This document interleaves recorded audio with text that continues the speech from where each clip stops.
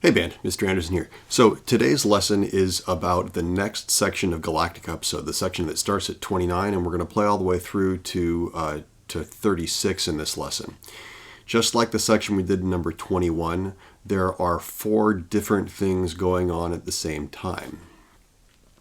There's a part that is the trumpets, that are joined by the flutes, a couple bars later. There is a part that's played by the clarinets, the saxophones, and the horns. There's a part that's played by the bassoon, the trombone, and the tuba. And finally, there's a drum part. So what I'll do is go through the counting on each of them, and then I'll play them for you so you hear how the parts sound. And at the end of the recording, I'll put them all together so you can hear what my ensemble with just me playing trumpets and drums sounds like. Now, for starters, the trumpet, the clarinet, the bassoon, trombone, tuba part, these parts are all counted identically. They all have the exact same counting, although people make different counting mistakes when they're playing them. I want you to take a minute and I want you to think about how you would write in the counting here, and then I'll come back and I'll write the counting in for you. What I want you to be aware of when you do this is that this note here happens on beat 3. It's an eighth note followed by an eighth rest. You could imagine that it's just a very short quarter note if that helps. We've studied that before. So take a moment to figure out the counting. Pause the video. I'll be right back with all the counting written in. So here you see the counting written in. You'll notice that the first bar, which is bar 29, and then the third bar, and then on the next line, so the fifth bar and the seventh bar, each of those have the same basic rhythm, 1 and 2 and 3. The mistake that I most often hear people do is they try and play more notes than are there. So they'll play something like 1 and 2 and 3, 4. They try and add an extra of a set of 3 repeated notes at the beginning, which makes it a little awkward. The other mistake that people often make is when they get to the fourth measure, so the end of that first line, they try and play 2, 3, 4 at a different tempo from everything else. Remember that those are going to be played on the beat. If I were to count it, it would sound like this. 1 and 2 and 3. 2 and 3, 4. 1 and 2 and 3. 2, 3, 4. 1 and 2 and 3.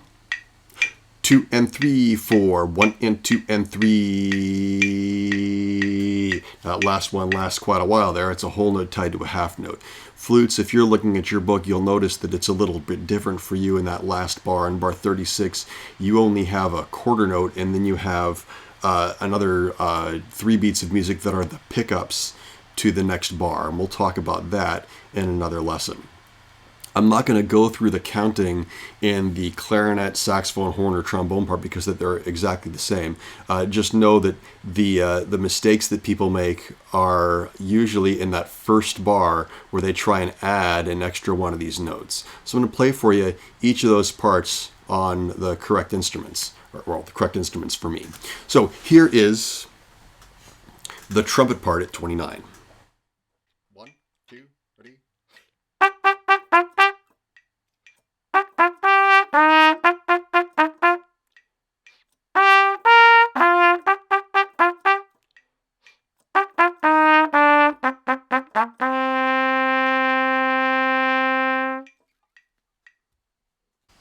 The clarinet, saxophone, and horn part then, exact same rhythm, different notes. This is how that part goes.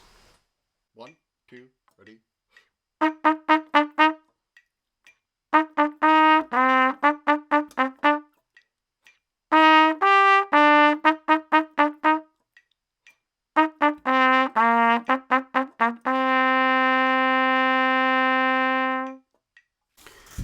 The trombone part, trombone, tuba, and bassoon part, same rhythm, different pitches. Now the big difference here, of course, is that in the other parts it goes bum, bum, bum, bum, bum, from high to low and back again, where the trombone part, you'll notice, goes bum, bum, bum, bum, bum. Everything is going uphill. That sometimes throws kids when we're playing in the big group. Here we go. 1, 2, 3.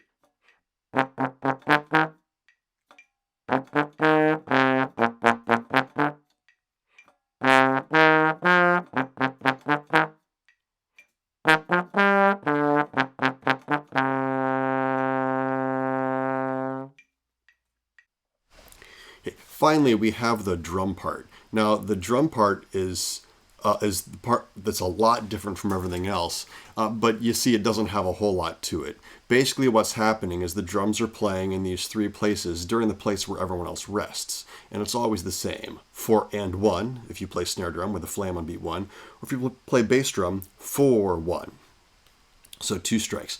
If you look at everyone else's counting, they play 1 and 2 and 3. Then here is the 4 and 1. So you're playing during the rest. 1 and 2 and 3, 4 and 1. 2 and 3, 4, 1 and 2 and 3, 4 and 1. Always playing during those rests. So here's what the drum part sounds like. I'll make sure the camera's angled so you can see my hands. 1, 2, ready, and.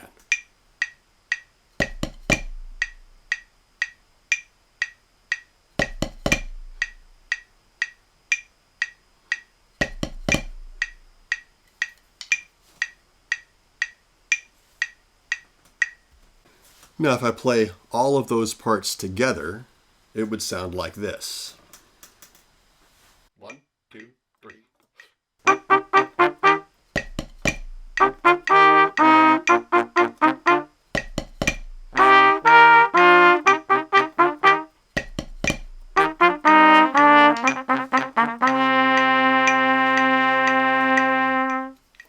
Alright, that's about it, guys. I challenge you to go back and watch this again, playing along when your part rolls around, and also going all the way to the end and playing your part along with the full recording, see how your part fits in when all the other parts are happening at the same time.